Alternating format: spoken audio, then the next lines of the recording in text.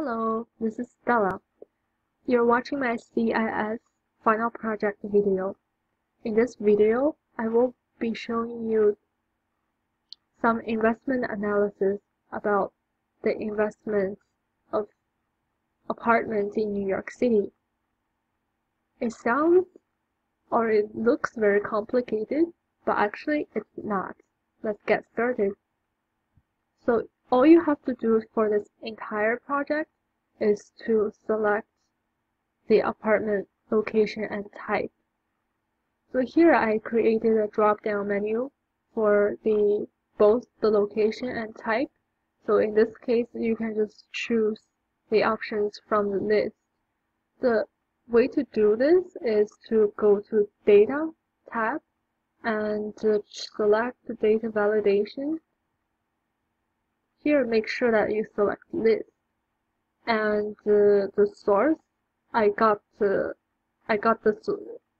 Actually, it's from a data sheet, and I got this raw data from online, and I created a sheet called data sheet, and just press OK.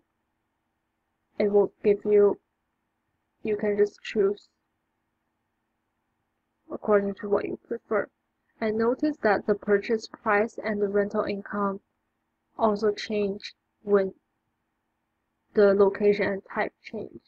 And the purchase price means the cash outflow you will have by having this investment. It's gonna be the price you're gonna have to pay.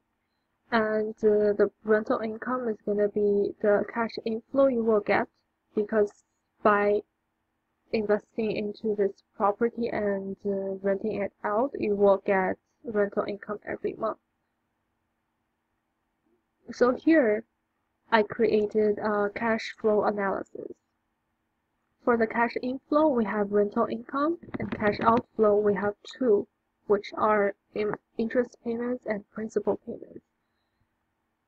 The amount of the interest payments and principal payments I will be covering in just a second. And we subtract cash outflow from cash inflow, and we get the net cash flow. Because here we chose, go to Home tab, we chose currency as our format. So whatever is in red means it's a negative number. And I also created a break-even analysis for this cash flow analysis for easier for the result to be easier to look at. To do this, we select row 6, row 9, and row 13, which tells you the cash inflow and outflow, and also gives you the axis name. You go to Insert tab, and here we should choose Line Charts. And you just press it. It will give you a nice break-even analysis. In this particular case, within the 30 years of my mortgage payment, my total cash inflow is not going to cover my total cash outflow, but so in some cases, I can make it cover.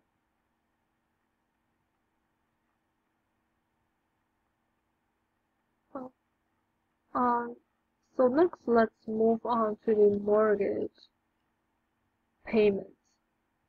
Here we determine the mortgage payment by using a formula called PMT, which means payments. And you just type in PMT. It's very easy to use because it gives you the guidance of where to put what type of data, and you just press enter, because here we are only gonna make the payment by year, so we don't have to go crazy about the period and the interest rate. And it's also very helpful to do an amortization schedule For the interest payment, we use IPMT formula. I means interest here, PMT means payment. Same thing as principal payment, we use PPMT. P means principal, PMT means payment. And once we're done with this amortization schedule, afterwards we have to make sure that the remaining principal is actually 0 after all the payments you have made. In this case, we can see that it's actually mistake-free because the remaining is 0. So that's perfect. Let's move on to the financial planner with Solver. This is a very useful tool.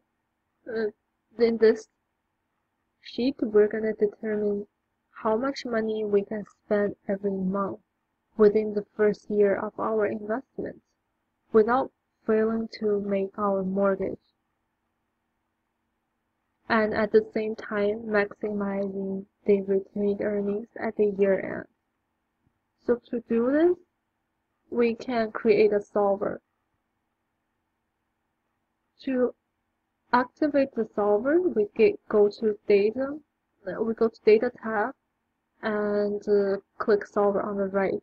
Here I already have my solver included, so I'm not going to explain how to do that because the default doesn't have a solver there. You can just Google it online. It's very easy.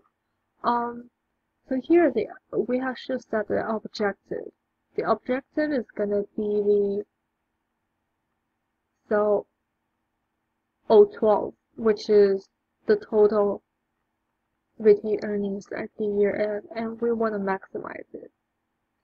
For the variable cells, it's going to be the cells in blue because we want to determine how much we can spend every month under each category. So these are going to be the cells changing. But that's not it. We have to have constraints. For example, we can't starve ourselves for just saving some money for mortgage and for the year end.